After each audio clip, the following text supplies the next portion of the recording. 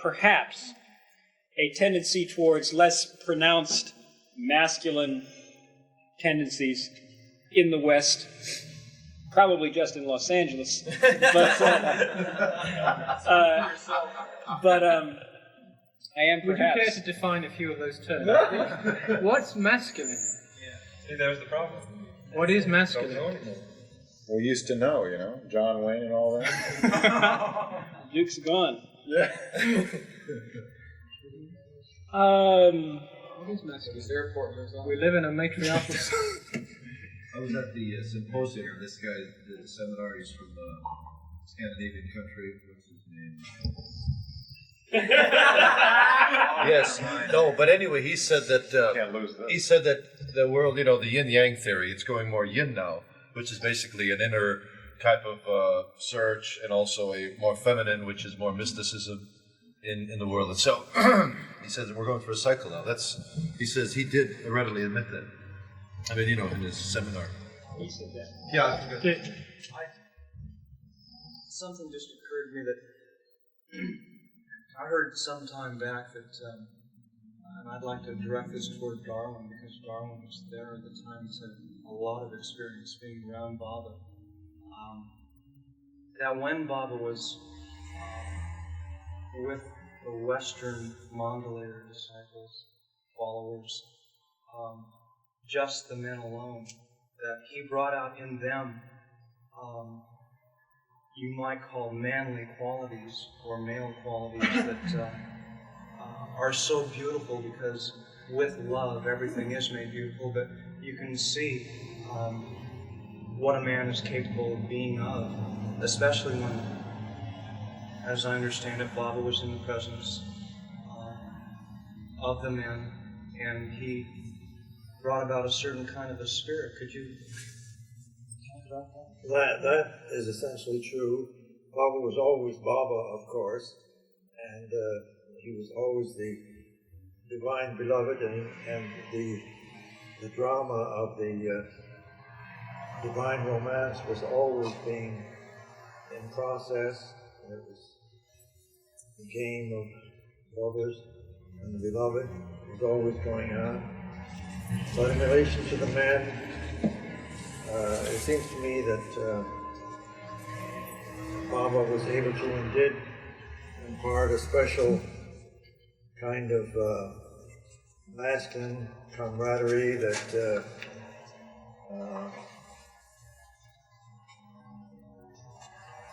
helped us as men to feel right about having the feelings that sometimes are attributed only to women. The kind of love turned out to be a strong kind and beautiful kind of love, and we saw in him a strength which we hoped someday we would find within ourselves.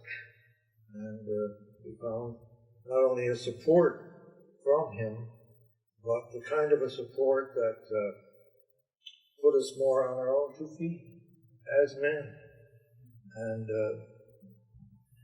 integrated us and made us more, I feel, self-reliant.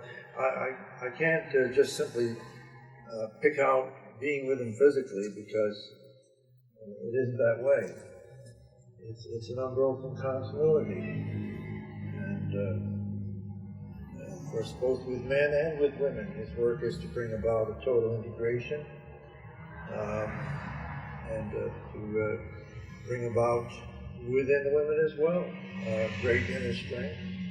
We've seen in some of Baba's women that same kind of strength that we might have ordinarily attributed only to men. So it's really hard to say that he was a whole lot different when with the men than with the women. Some of the physical things that would happen with the men would be that you might be walking along and all of a sudden you get a resounding smack on the back and almost knock you over. Well, he wouldn't do that with the women.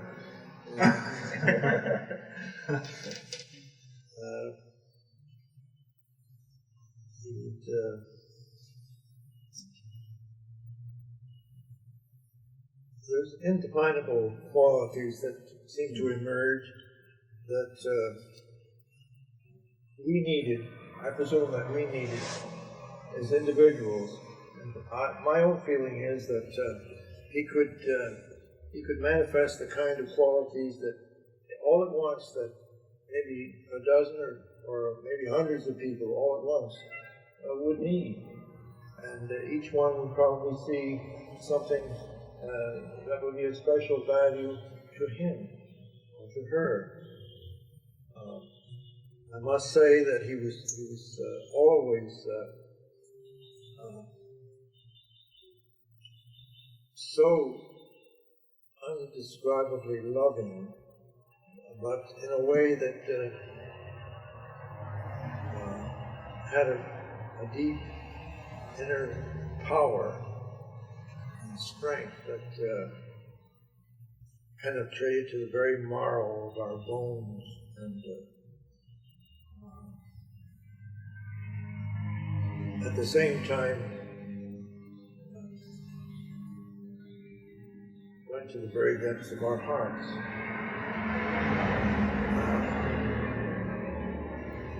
In India, one of the first things he said to us, I am your master, I am also your friend. And he wanted us to be completely natural around him. To relax and to be so natural that there was no tension. He played marbles with us, played table tennis with us, and I suppose he knew that he had to do that, otherwise we would be so overwhelmed with his presence that we wouldn't be able to do anything with us. But there would be individual little intimacies of attention and humor. For example, in India I used to wear one of these visor caps, like one of the fellows is wearing here tonight. Rick? One of those visor caps I was wearing over there. Like a baseball cap? Yeah, well, you know, like that. And did you want one? You haven't been following the conversation. Like I had it on, so you've been following it as well. Wasn't the original question whether the man's role is changing? Yeah. That's my question. Whether we notice it. We can't really do that unless we consider whether a woman's role is changing. You know, I mean, that relates very heavily onto the man's role. I mean, I think that there is a change in attitude of women. I mean, women are beginning to become far less repressed. I mean, it seems, you know, like there is a political sort of changing in women's attitudes. But then again, it's paradoxical because there's no democracy in spirituality. You know, I mean, there is a change in role. That's all I bet you perceive. that I perceive. Yeah. What would you ascribe to being a masculine role, apart from, as opposed to a feminine role, apart from the obvious physical differences between the two sexes? Forgetting those, to be honest, what is really masculine? I wouldn't ascribe, in particular, anything as a particularly masculine role, but I would say that I see perhaps less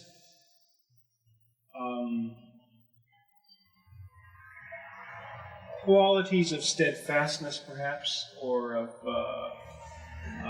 sense of strength, sense of inner strength. And that certainly, I'm saying, is male. Baba said himself that it was the head and the heart. And in historical light, I don't know how far back that goes or what Baba meant exactly, but he did say that the qualities of the head were generally associated with men, and the qualities of the heart were generally associated with women. So that if your sanskaras give you a male body in a particular time, then supposedly or apparently, from the best I can tell, you are a little bit weighted on that side. Not always, but I think that's the general trend. So at least that's the way Baba divided up, and he didn't divide up masculine and feminine in any rigid way. But I think there's a general, underneath that, Baba said we are both. So when we talk about, I mean, a men's coffee and a women's tea is a little odd in a way, because we are both, and who can go to, what qualifies you to go to one or the other? In a way, with Baba, you can go to both, because you are masculine and feminine. But if you happen to have a masculine form this time, one assumes that sanskarically that means that you do have those head qualities a little bit stronger, and the women have the heart qualities a little bit stronger in general. Or maybe you should have those qualities a little stronger in some cases. Not so much should, it just happens to be that the form goes with the sanskaras a little bit better in that sense, so that's why we take a certain form. Your hair is curly, and mine isn't as curly, but our sanskaras have determined down to that, because you have to appear a certain way. Just as I have to appear, sort of square-jawed and southern, as my bane this lifetime, right? What can I do? You have to appear Californian, or whatever.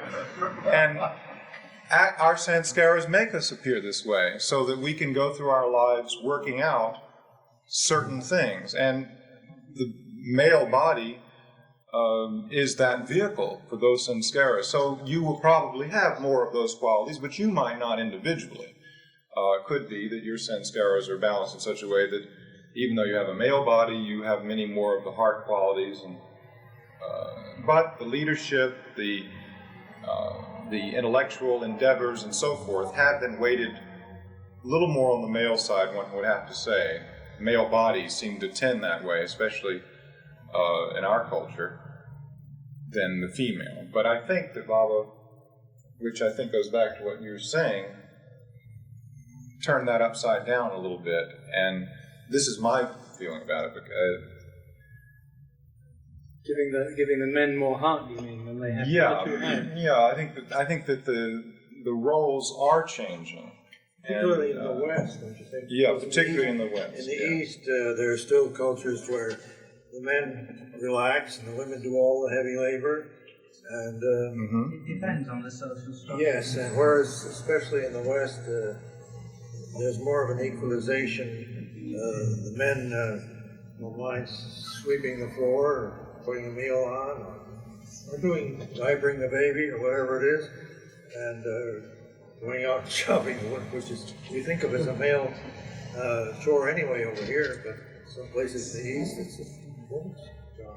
So there's an equalization that goes on over here. And Baba actually had in the early days, some women do chores and work associated with the male.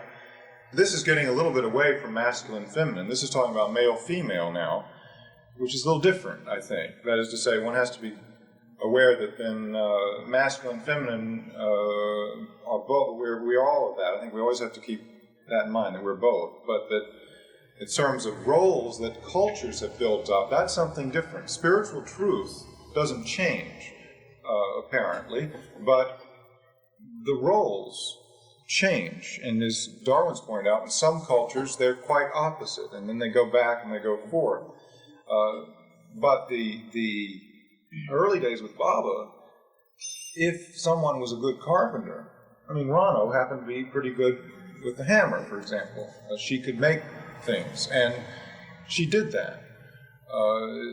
If someone was good at doing something, they did it.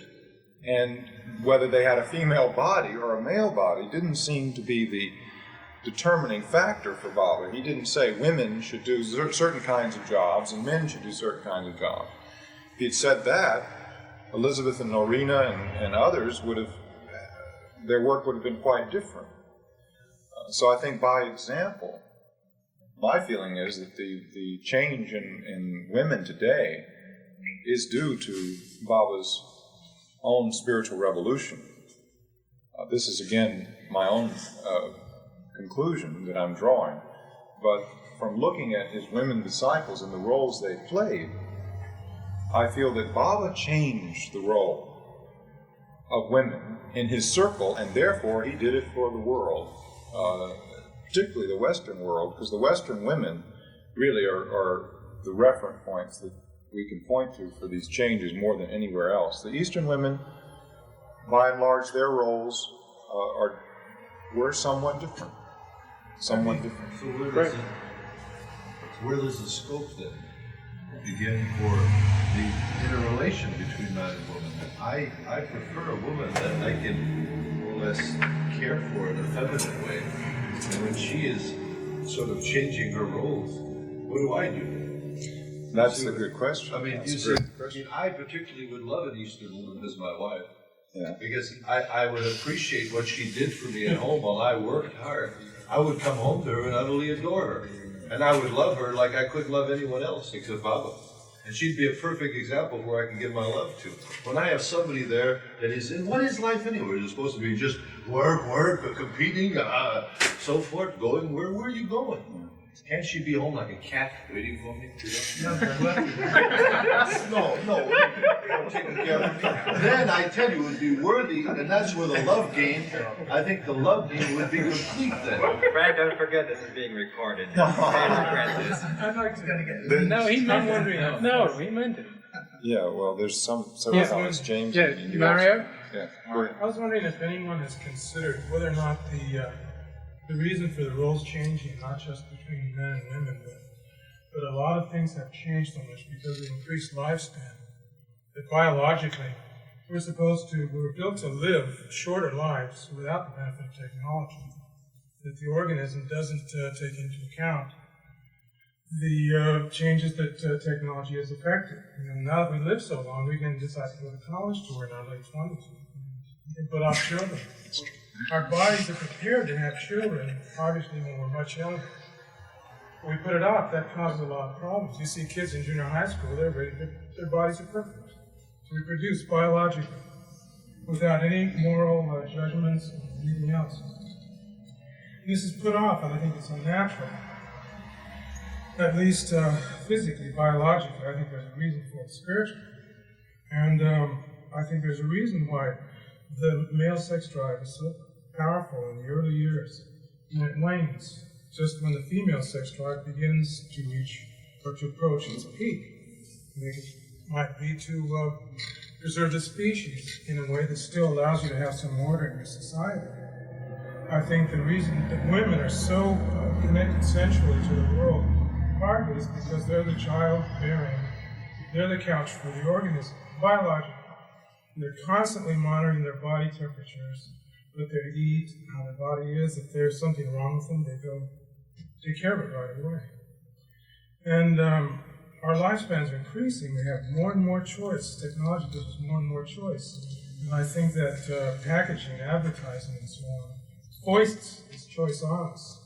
It's hard to resist it. Mm-hmm. Packaging and advertising also does inculcate a lot of male values. Of the woman as a sex object. That's right. I mean, the whole of advertising is male dominated. And this does expose or educate people to misconcept of values. And I think because of the spiritual awakening, people are beginning to realise that people shouldn't be repressed quite as much. I mean, there's a big difference between a voluntarily mutual cooperative unit, where you volunteer to authority. Authoritarianism doesn't exist. And I think we're going towards this. I think because of the spiritual awakening, people just aren't as prepared to repress people as they used to be. Or that they're just more aware of suffering around them. They're more aware in general. They won't take advantage of people quite so much. I think there's more as a leveling, rather, of the gap between the man as the sort of the person who wants to go on to the woman as the cat figure. Yeah, I think there could be a reason for that. If at 15 you see your musculature's developed and your uncles, your brothers see that you're ready, and you can take a wife and have a marriage, and they can counsel you, guide you. Life can be very simple. You know who your gods are, who your enemies are. And your world is very small, except for your deities, for your gods. physically it's pretty small. But I think because their lifespans, this is my own, and I'm curious really if anybody's thought about it. But because of this, because our lives have gotten longer, we have more choice. We can do more things instead of living to 30 or 40 and being old, or having no teeth and so on. We can develop so much. We can actually grow. Life is longer. There's more to consider. We can plan and choose. And couldn't more choice just lead to more diversification? Yes, and I think more misidentification. But I think it allows for more work. Spiritually, I think it allows for just a longer period of work in each life. Not necessarily. I don't think that it's good or bad outside of that, really, because it's all illusion. I believe it's just a longer interval to do this work. There's more immediate feedback to go on as far as that goes. You're talking about communications, Chris? No, I'm talking about the fact that people are living longer today, and the fact that most people do not remember what went on in their other lives. Yeah. James wanted to jump in here too. Going back to what Paul said, talking of the question of masculinity and femininity and what has become of this, what are the changes? First of all, I think it's important to see that there is no such thing per se as masculinity or femininity. I mean in the sense that what I might consider masculine and what anyone else here might consider, each one will be different because it is an idea which we have in our mind, which the actual essence of masculinity or femininity is a man, a masculine creature, the masculine sanskaras, in expression in the world. But expression is a function of attitude and of physical role. The historical circumstances of physical role have changed. None of us do, like in the process of us all becoming more fully human, more completely man and woman, actual spirit in body. It is necessary in this time for women who have been more repressed, more unexpressed, to go through a process of assertion to bring out the qualities which were more latent and to express them, while at the same time it has been necessary for the man who historically in general has been more assertive, more aggressive, to step back a little bit and begin to experience on levels other than those of just force and action. And so that it seems like in terms of what will become an action-reaction synthesis, where as a result of what has been this period of time, the men are not certain, many of us, of who we are or how to express ourselves because the old values, the old patterns do not apply, and the women are expressing themselves in general much more because their old patterns don't apply, so everything is shifting. But over a course of time, I think we will find that we will achieve a new synthesis whereby we can be more fully human because the men will find a way to more fully express themselves, not limited by cultural ideas of this is masculinity and that is not, whereas the women at the same time will be able to more fully express themselves as people, not limited by this is what a woman can or can't do, and as two more unlimited people will be able to find among ourselves a new way of relationship which is not bound by the older stereotypes. And it is my opinion that this is what Baba has done in bringing this about. Yeah, one thing that I always think of when I'm thinking of myself being in a male form was Baba's statement that to me it was like a powerful fist just going right into the stereotype to the extreme form of masculinity that has done so much harm in our society. It's although I relate it to like our natural sanskaras of evolution, lingering within the human form from our animal incarnations. But when Baba said, the definition of a real man is a man who controls lust, greed, and anger, and I always use that. That's always first for me whenever I look at the sexes or at myself. But also in relation to that, I think it seems Baba through all the spiritual masters seem to appreciate and to recognize and acknowledge a sense of chivalry. And chivalry to me is a very refined aspect of masculinity, which is unique. It's like the most refined aspect of masculinity, and I think of it that God's Leela, his enjoyment, his living through all of us, is living through the female and the male form. In the male form, that God is experiencing the uniqueness of the masculine qualities in a very refined sense, in the sense of chivalry. And I just always saw that, in studying different spiritual texts and things, that this sense of chivalry in men was something to be recognized and refined.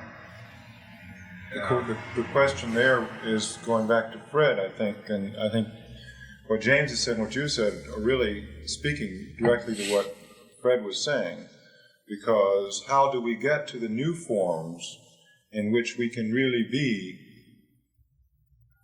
one with one another in a marriage? How do we get to the ideal in the Middle Ages was chivalry, and there's something of truth in that will never die, as you say. There's some truth that took that form. Just as you say, it's a cultural thing that changes, but underneath there's the truth of the masculine and the feminine in us that have to express themselves in certain forms and relationships.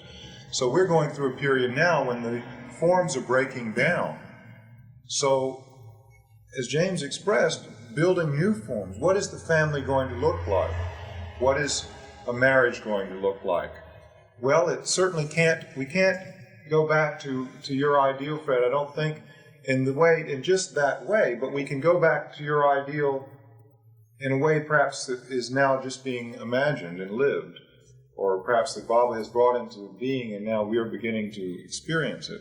So that I think that what you say about the kind of marriage you want will be available to people, but perhaps it won't be in the same images or forms of the past. In fact, I think Martin was saying that too, that maybe there will be these experiments now in roles and so forth that have struck some of us as harsh and difficult to work with because we happen to be living in this confusion. These experiments will go to something that we all will be able to be happy with, and it will embody that ideal, but in a way that is new. It'll be raffled off at the next retreat. Yeah, right. And you see, the age we're going into is intuition. And what James is saying made me think that men are going to be more threatened by that than women, really. And it's a wonderful time for women right now, in a lot of ways, because it's an awakening that is a joyous release. And so many experiments are going on that women can participate in. Men, in a way, have the most to be frightened about all the change, because the intellectual control and power, especially in our culture, has been in masculine hands or male forms for so long that naturally, when the intuitive age begins, women have the edge. In a sense, if they have a female body at this particular moment, they tend, as Baba says, to have that edge. And that's why he said, in general, women in the West are more spiritually oriented. They kept alive spiritual truths in the West for a long time, while men were not very interested. And now, you see, we're we're entering this age when some of the qualities associated with this form we have are not respected anymore. You know, they're going out the window, and it's a threat. If we don't know the spiritual truth, that we have those qualities too, and most men still are not aware of that about themselves. There's a book that there's a book called The Way of All Women, which Phyllis Frederick said was like a Bible to her in the 30s, and Virginia Small was also reading it. She says, if you're having any trouble with women, she said, you must read this book. But the one thing that book brings out in the beginning is that for a lot of men are not aware of their emotional side, their emotional nature, or their perhaps intuitive nature, except unconsciously, and that unconscious part is projected onto a woman, and that oftentimes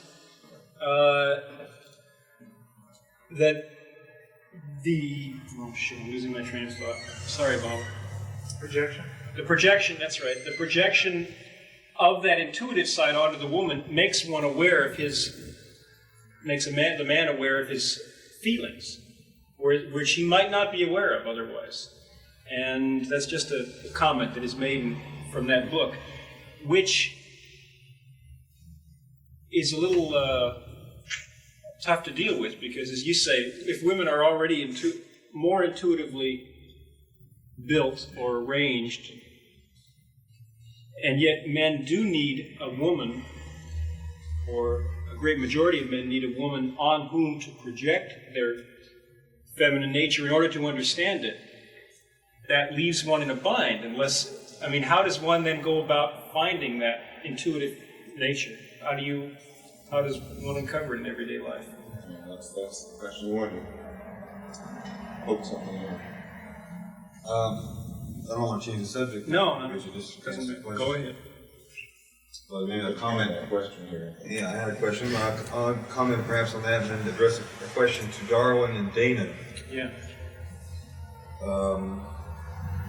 And then open it. From personal experience, I found that in the 10 years that I've been familiar and affiliated with Bob, as my relationship has grown, which oftentimes it's hard to draw lines to begin with. Masculine, feminine, go where it is. It's difficult to cut it up. Any of your experience, getting to the point where in my last few months here, it was difficult if someone asked me what I did to even answer that question. Play guitar, was a waiter, a caretaker, the sinner. Began to slowly stop thinking in terms of definitions or credentials or descriptions. And I don't know if you experience this, but I do. Stranger or friend.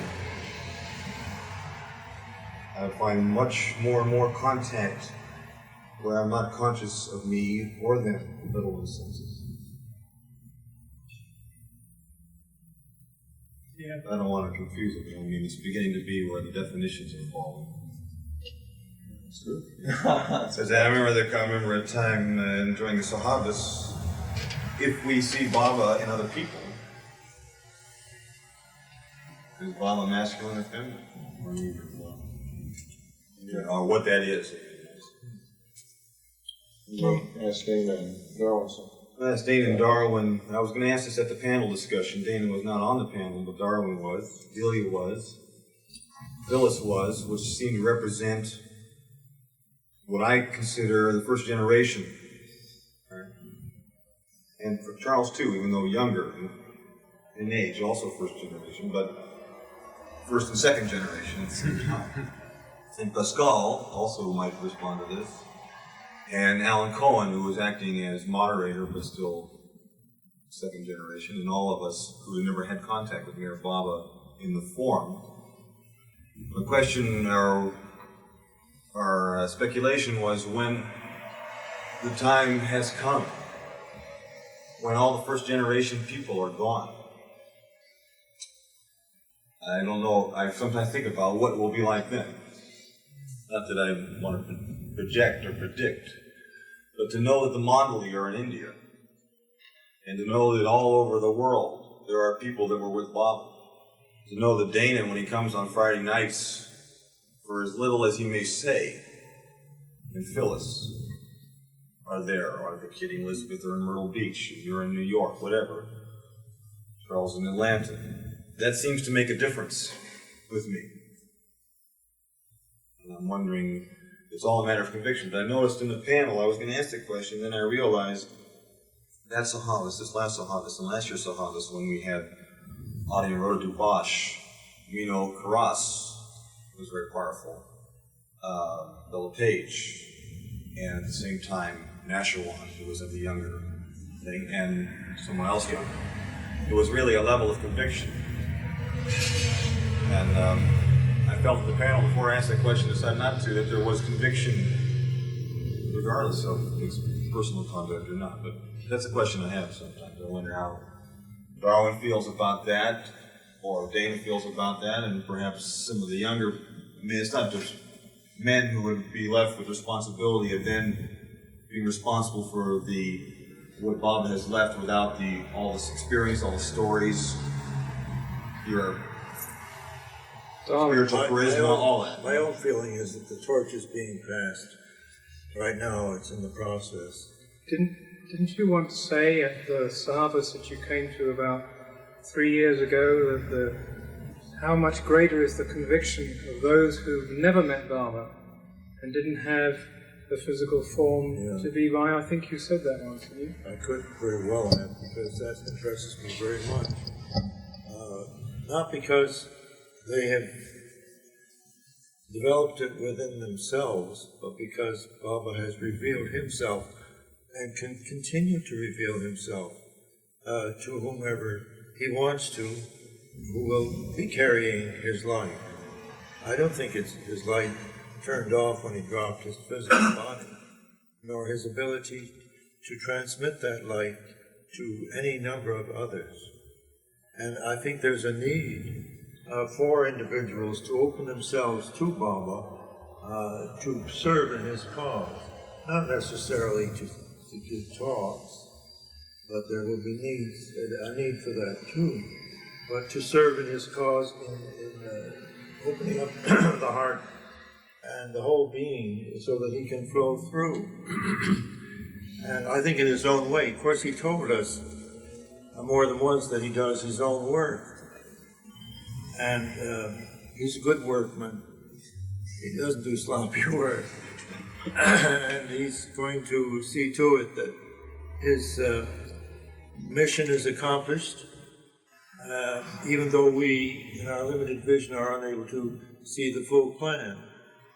My own conviction is that it is forthcoming, it is emerging, and although we just see little bits emerging now, I do feel that the conviction, even of the close Mandali, will become something that people who have not seen Baba physically will have, and even do have now.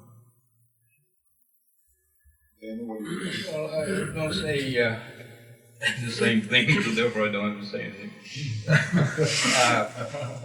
But it's rather amazing. I want to say the same thing more or less in a different way. I once made a collection. I like research. I'm a work person, certain types. Some like to work around the center, some I like to work at home and do research, intellectually. And I thought that for the future for Baba lovers, what can they cling to? How can they come closer to Baba, have Baba before them all the time? And let Baba shape them the way he wants to, which he's doing. And make it easier for Baba to shape us in his own image.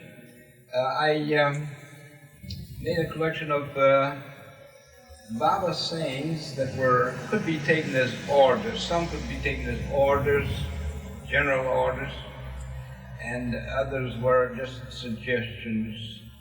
I had about 3 of the different categories. I don't remember the third one.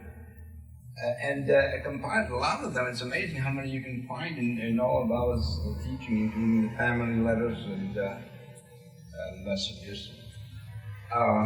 And I think I carelessly did not make a copy of it and gave it in the keeping for posterity to Leslie Tejada in Santa Barbara, and her house burned recently.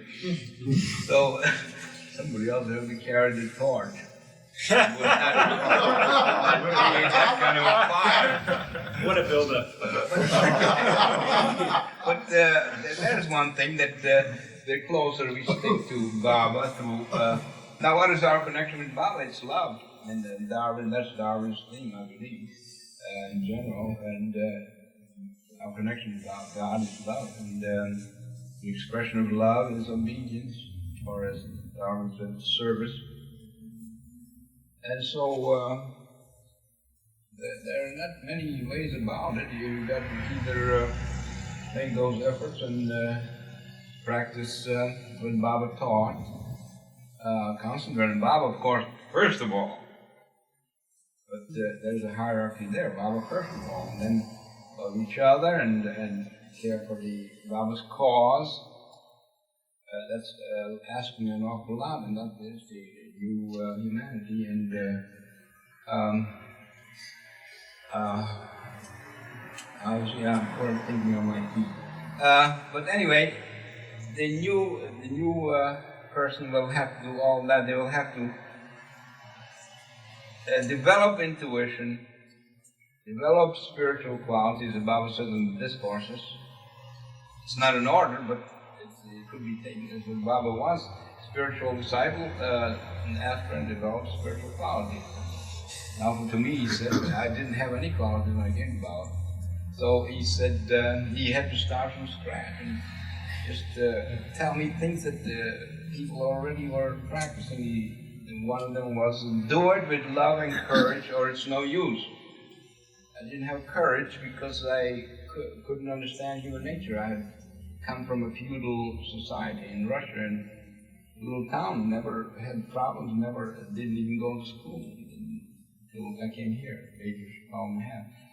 So I was alone there. My karma was to be alone. So Baba had to build a man, and he called me the baby, incidentally. And that was in 1958. So how old am I? How old am I in terms of? But Baba did say, however, I will make you a jewel. That's a gem or a Baba lover. That's what that means. A gem. Baba called his Western lovers, all of them, he said, to me, that they are all my gems, and I will make you jewels. So that I'm catching up with all of you. So you don't have to feel inferior to me, for one. I mean, you people are doing all right if Baba calls you my gems. So there is all this basis, and to continue, the disciplines, the qualities, the principles, the norms, or the Baba has set up standards of manliness and intelligence and action. But the norm of action is that we are Baba, so we act from that base.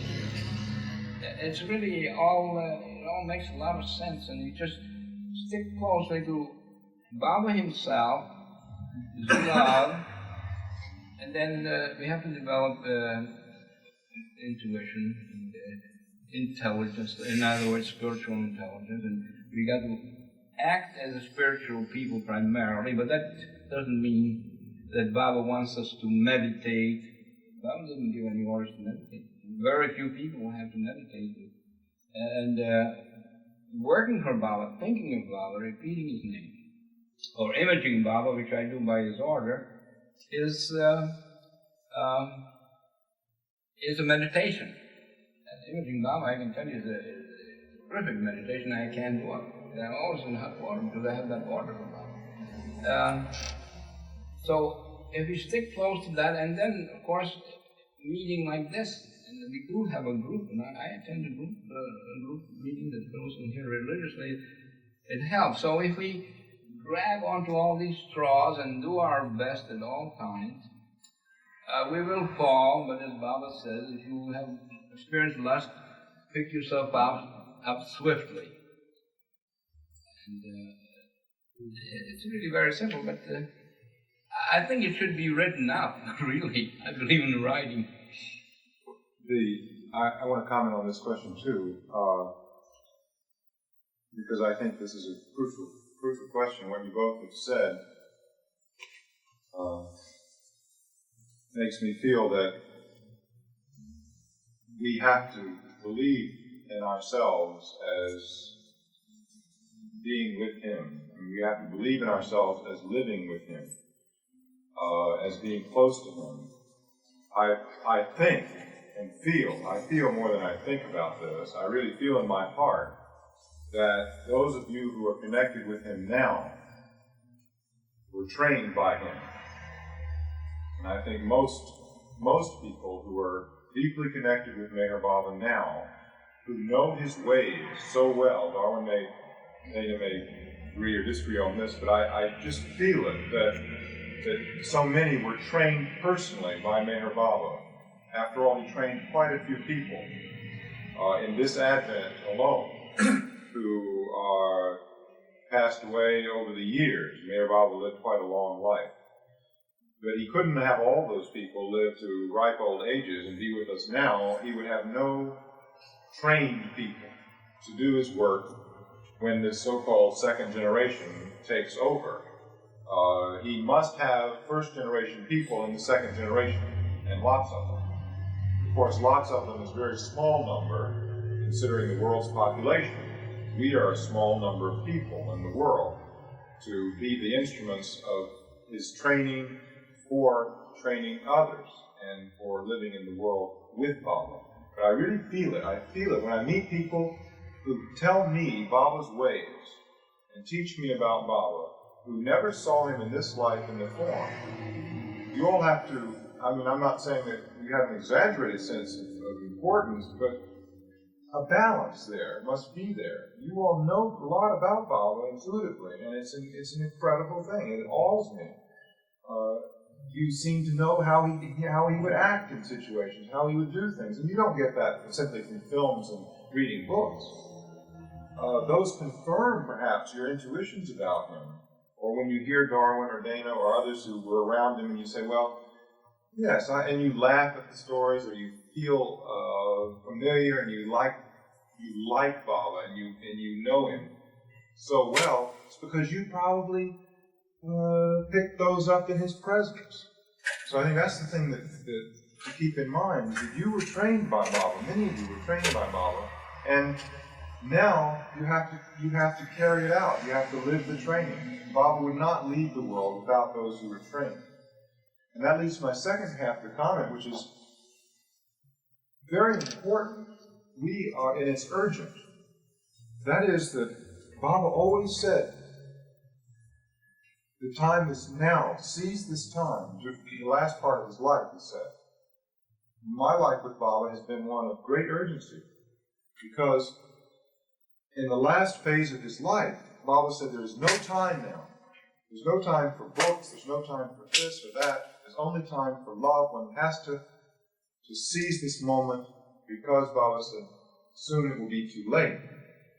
And I feel this now, just as I have then. I think that we're still in that urgent time we must seize. Because whether we've been trained by Baba in the past or not, what we know consciously is that we have to remember the lessons and learn as much as possible while he's still so available to us. Because this is our golden opportunity, not for this lifetime, but for getting closer and closer to him lifetimes and lifetimes and future advents. And this isn't for the world I'm speaking now, I'm just speaking for us who like this kind of work and want to be associated with him. Others will feel his love in other ways, but if we've chosen this, and we really want to be his Erich and his Mani, and be around him, this is our time to really catch hold. And it doesn't last long. The moment passes, and how many people can you still learn from or be reminded? I think a lot of it is a matter of recalling. Baba says, I've been introduced to you many times before, but you've gone out of my presence and forgotten, so now I have to be reintroduced to you. So how many people left in the Western world who lived there in India with him? There are not very many left. There's only a handful. You can count them on a hand. How many are left in the Eastern world who lived with him? And people who have great insights are fine, but those people who live with him day and night will say something about him that we must learn thoroughly now. We must really be deeply acquainted with his ways, with how he does everything he does. I can't stress this deeply enough because I just feel that this is the reason for going to India as much as we can now. This is not that we should be impractical to the extent of endangering our whole structure of life that God has given us, but as much as we can make it, we should do it. We should try to be around those and hear them, pick up their stories, because this will all give us remembrance of our own training plus knowledge of his ways that perhaps we never have and they've had. So I think that's another aspect of this first, second generation. The torch will have to pass to those of us who have picked up this training or remembered it. Pascal, you haven't said anything all night. I haven't had anything to say all night. Have you any comment on this? I was going to say very much what Charles said, but much less eloquently. Which was simply that understanding that some of the most close ones to Baba would come to become one with him when they dropped their bodies, or shortly thereafter, that there would still be many who had received the training and who had been with him, who will be coming back among us, and perhaps including some of us here. And that as far as the certainty would be concerned, that would be continued. I don't think that hasn't been something that I've been concerned about. Phyllis did mention once that she had a dream where she was at the center, and I think she was staying in the cabin that the women had stayed in 1952. And she woke up, and the cabin was very, very old. And she got the sense it was maybe 100 years from now. But she was back there, and she knew that she would be there. And I think she had a sense of herself as a young girl, a young person, back there again. Speaking of souls coming back who are close to Baba, I've often thought that those of us who have kids, chances are some of those kids are close to Baba, were close to Baba, or will be close to Baba. And that's a responsibility that when we think about, male and female roles and families and having to deal with our wives and put up with their little eccentricities like women's lib and stuff. For those of us who have kids, that's a big responsibility to bear in mind. And also about, does anyone want to hear about the male-female thing still? Yeah, sure. Yeah. Hey, can I ask you about kids? Before we go, I just wanted to tell you all, those of you who have kids here, one of the highlights of my weekend was going in that room and seeing all those kids. I visited with the children and looking around and seeing these people. They are extraordinary, and I think that that's one of the greatest responsibilities Baba has given anybody, is to have those kids, because their eyes and their response to Baba, there's some very important folks in that room with the children there. I mean, there's some very key people, and you've been entrusted with that. So, can I make a response to that? Yeah. Of the three helpers, none of them are Baba lovers. They're just people who have experience with children, young children. And all three of them said that they had never seen such quality in a group of children. That they would normally expect all kinds of things to go wrong with the children, which just didn't happen. And that the response that they had from the things that they were doing with the children was amazing. They just could not believe it. In fact, I think one or two of them were so interested in Baba at that time that it just kind of brought something out of them that they might follow. But I can't predict that, but it's useful to get that kind of outside feedback with regard to the children. You carry on with what you can say about the male-female. What I was going to say about marriage, having been married for 12 and a half years or so, from before, and having gone through finding out about Baba, and having gone through Women's Lib, and having gone through difficult times in my marriage, I feel like, I have a comment about everything that everyone said about that, I'm not sure if it was one thing is that Charles said that there's a difference between roles, feminine and masculine roles as they have always been in society, which are obviously changing, and which I think Baba obviously had a hand in changing, or, the hand in changing, wanted him to change, but that roles are different from attributes, and that we can, as men, as husbands or men, accept the changing of roles without being threatened and without losing our masculine attributes. And as Darwin said, if we just kind of relax and, realize that Bob is doing this and not worry about it, then we can also gain a lot. And Paul was saying, how are we going to become more intuitive?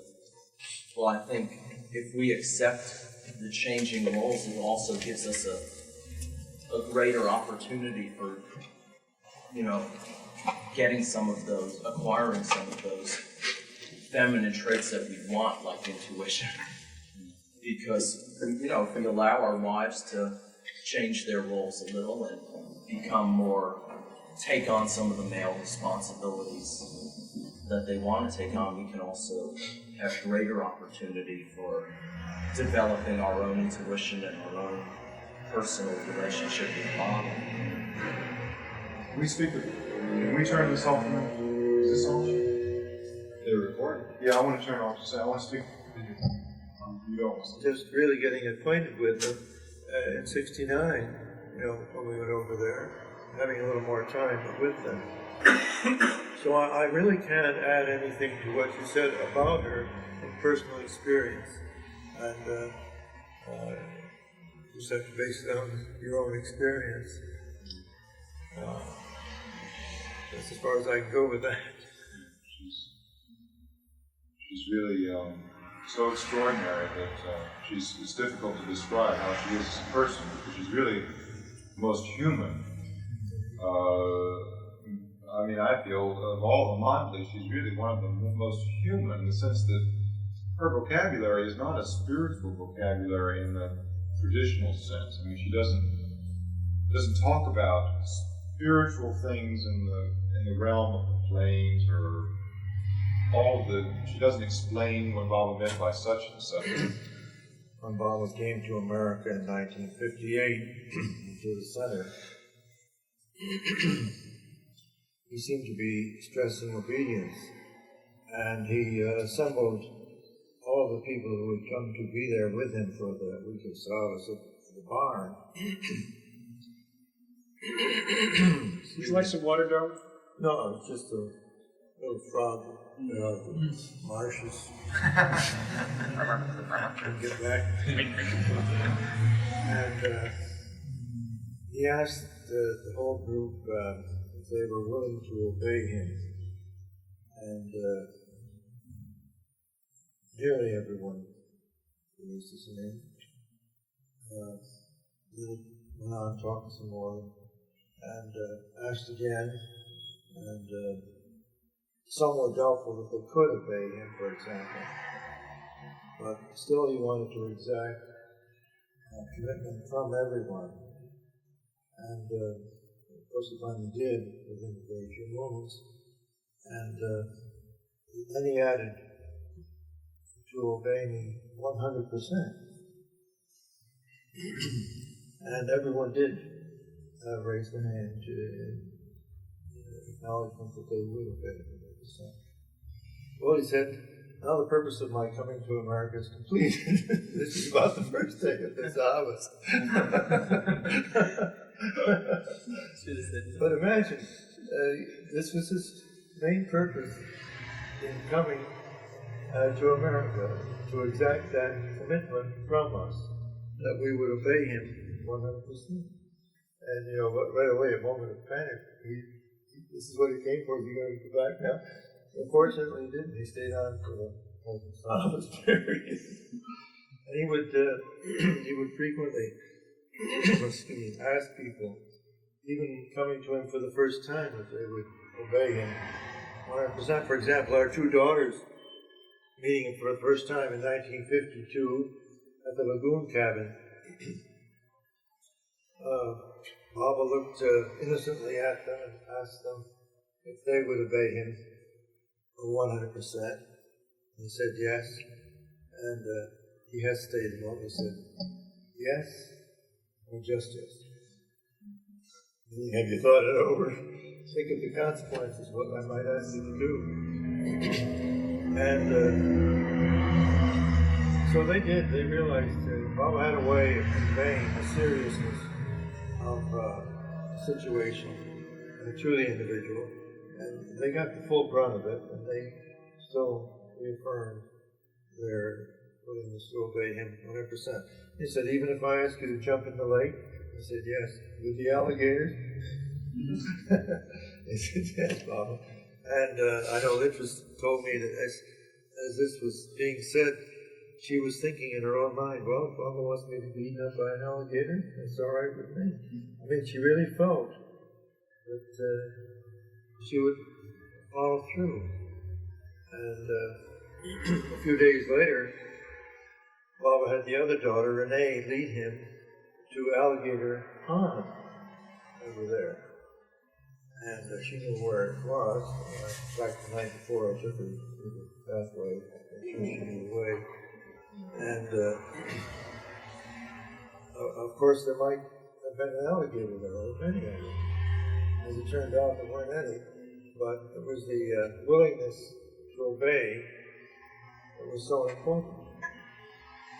And again, in that same year, we took Baba down to the beach one time.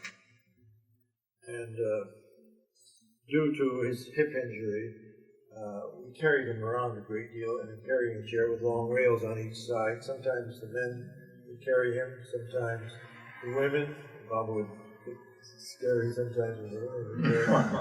And more often than not, though, a group of strong young dancers, boys, would carry him. But going down to the beach, of course, he rode down in a car as far as one could go with the car, and then they transferred him to the chair, carrying chair, and carried him around the end of the dunes where there's a little stream that runs out there. It was easy to get over. And Baba motioned toward the ocean. So this great crowd of people was walking along, shoes and stockings on, regular clothes and all, and getting closer to the ocean. Baba kept motioning. And I didn't think anything of it until suddenly we're walking in the ocean. And it was a split second. And I thought, what's happening? Is it going to drown us or what? But within that split second, the reply was, well, who cares? Just complete abandon and let's go. And so we only went in as far as our knees. You know, some did not even have that split second thought at all. They just had that abandon to obey him. They didn't care. We were all going to walk in down to the end of it. You know. But as it turned out, he just wanted to get his feet into the water. He was up at a higher level in the chairs. But he would be up to things to give us tests on our obedience and to release us from our sense of restraint and build our confidence in him. For example, one year, back in the 40s, John Bass, Sam Cohen, and I got a cable from Baba asking us if we would be willing to obey him completely for an entire year. No explanations. John Bass and Sam Cohen were bachelors, and you'd think it would be easier for them to give an affirmative answer, and I am. my wife and 3 children, and I had to support them. And Mama had a way of conveying, anything would come through as a result of agreeing to that. Go to China, go to somewhere else, and sit there for a year. And I looked at Jean, and we thought it over, and of course we both knew right from the very beginning that we would certainly agree. I would agree, because we had that much faith in Baba that even if he did tell me to go off somewhere and leave them, he would look after them. And so we did. All 3 of us promptly replied that we would obey him for the year. As it turned out, the orders he sent were not that difficult. I didn't have to leave my job, anything like that. Just have 1 solid meal a day for a whole year, and not even touch any female over 7 years of age for the whole year, unless by accident. And that was quite a working with my eldest daughter, because she was over 7. And I felt that was one way Baba was working with her as well as with me. And there were many other restrictions, which I should have been faithfully following anyway, like being completely honest, truthful, but curiously enough, no violence at all, unless it's to defend the honor of a woman. We were allowed that. These are some of the examples of obedience that seemed so very important to Baba. And of course, there were periods of time when the whole group over here were to be on silence for as long as a month at a time. Some went to work and made the best of it on their jobs. Maybe some of you lost their jobs, I don't know. Fortunately, for the month of silence, we were living in Myrtle Beach at the time, and I was looking after the center. Elizabeth Patterson's property there. And there were other times when we had fasts. One of them lasted some 6 weeks. And during the entire 6 weeks, we were allowed to drink all the coffee or tea we wanted each day. But in that coffee or tea, we could use per day a total of 1.5 quarts of milk and 8 tablespoonfuls of sugar. That was our diet for 6 weeks. And that was a hard one, because we were working, and as it got toward the end of that time, believe me, we only made it by really hanging on to Baba. It really brought us in there. Poor John Bass, he misread the instructions, and he thought it read 8 teaspoonfuls of sugar. He lost 25 pounds, by the way. I lost 25 pounds. And it was only through, somehow Baba got wind of it and told him to send a cable for him to reread the instructions. And he discovered it was 8 tables. And so he finally made it through too. But these were samples of, we had a big laugh, and we always have had. John took it. But these are some of the samples of obedience in some ways. But of course, they had their reflection at deeper levels, I think, within us, because I know in me at least, it made me aware of the fact that through his discourses on the spiritual path, Baba's also, between the lines, talking about obedience. He isn't telling all these things just to entertain us, you know. There are things we can do which at first seem beyond us, and he wants us, I think, to make the effort to gradually gain control over the baser nature, to learn sublimation, to stand fast, to learn to withstand inner pressures, to depend on him more and more. And all along the line, he would say, try, do your best, and I will help you. That I will help you is the key to any accomplishment that seems impossible and does seem impossible. And I think that this continues, that each one would find the same result by making the effort and having the faith in Baba that he will help, that we will develop inner strengths that we never knew were there. The weak spots will begin to straighten out, and we'll begin to get controls. Even if we fail 1,000 times, 1,000,000 times, keep trying. And we know enough. We had to do that in athletics. We had to do that in our job, lots of things. Why not the spiritual kind? So just hang in there, keep trying. And after a while, with Baba's help, pretty soon we'll make the grade. And there will be a strength there that will sustain us. And all this is based upon obedience. And there are many other things connected with this obedience. It's worth exploring the possibilities in the own mystical path with Baba, the importance of obedience. Much books, volumes can be written on it. These are just a few thoughts. When does the tea or the coffee? There's another pot of coffee that has been brewed, and if anybody would like more coffee, certainly we can boil water for tea. I'm just asking if this is an all-night affair, or when is there any particular conclusion? What time do we have? It's close to 10 o'clock. Oh, close to a conclusion. I think Dana wants a word. I want to add something to what Darwin just said. Baba asked me, "Are you going with me all the way?" In '56, and I told that to Darwin. He said he asked me that. So I just want to say that I have something in common with Darwin there. And that the point is that life or Maya or love is the nature of living to be tested. Again and again, tests will come.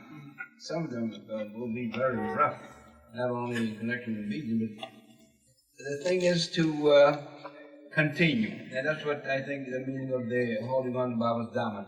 Whether you're obeying or disobeying, whether things are going right or wrong, it's like a captain on a ship in a storm, sail ship in those days. You just hang in there and you just keep going, and you'll outride the storm, and you'll get to live to an old age, which I suggest, and overcome those sanskaras. Well, Dana wants to live in an old age. I suppose we should get rest too. Do we have time for a funny story? Oh, we always have time for fun. Let me just make an announcement quickly. There's a number of women upstairs who are here, so circling the building. Pick up the men now. There's a change in roles. And the men have to clean up. You can tell all the women that when the men got together, they spoke mostly about women. So this is a funny story about the Holy Spirit, and I hope you won't take it as being sacrilegious. But in the southeastern part of the United States, both blacks and whites, for the most part, have a southern accent. And this story, nothing personal. It's already. And this story revolves around a minister who had the inspiration to have a very dramatic sermon. And on this particular sermon, he thought to introduce the appearance of a white pigeon or dove and a little boy. So midweek, he brought this little boy who was cooperative up to the floor above where the pulpit was. And there was a trap door there. And he said to the little boy, "Now this what is the Holy Spirit." Holy Spirit? Yeah, this is the Holy Spirit. And so the boy said, "Well, that's the Holy Spirit." And he was in a cave.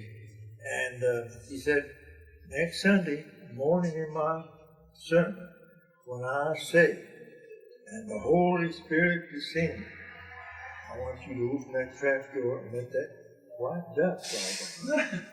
You understand?" And the boy said, "Yes, I understand." And so come Sunday, the preacher is preaching away, very fire and brimstone sun. he comes to this part and he says, and the Holy Spirit descended. He goes up the trapdoor and nothing happens.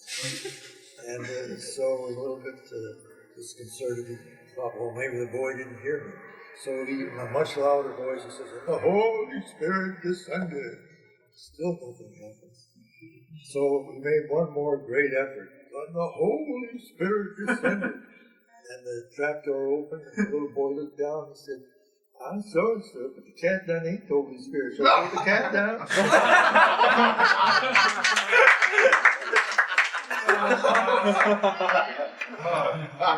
Something to add to that? Yes.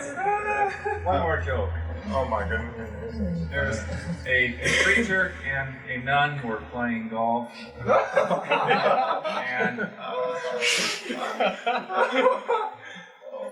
And the preacher was, unfortunately, not terribly patient. So, and he also had that vocabulary, and he would rant and rave. And so she would say, "Look, you've got to watch your language." And he says, "Well," and then they just go on, and pretty soon he says it again. "Damn it, missed again." He says, "Look, you got to stop it." And he keeps going on. And then later, some clouds start forming. Big black clouds. And it starts to rain. And he says, "Damn it, missed again." He says, "Well, if you don't watch your vocabulary, you could be struck down by lightning."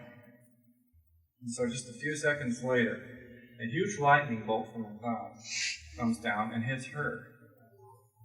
And then you hear a big voice from the sky. "Damn it, missed again." Okay. What other religions do we have to talk about? Any Muslim? I know a couple of Sadarji jokes that are just dynamite. Oh, well, anyone want a last word? Thank you. There's one word I'd like, I didn't get to say it to Sahalas, and that is that meeting everyone here has been a tremendous experience. And I feel really that I've been given a great gift by being allowed to come this year. I felt it was Baba's will and his timing because it was totally unexpected. It seemed like something that Baba would do, but just wanted you to know in my life that it's been a very important time for me in many, many ways that I can't express or explain fully now, but I just, I feel somewhat, in a way, transformed almost by being here with you this Sahalas weekend, which has continued to now, and I want to thank you for that gift. And I genuinely mean that from my heart. You've given me something very important. I just hope that we can say we'll see each other again soon, and maybe it'll be India, Myrtle Beach. At least we can hope that it'll be one of those wonderful, happy places that we'll be together again. So thank you. Thank you. Thank you.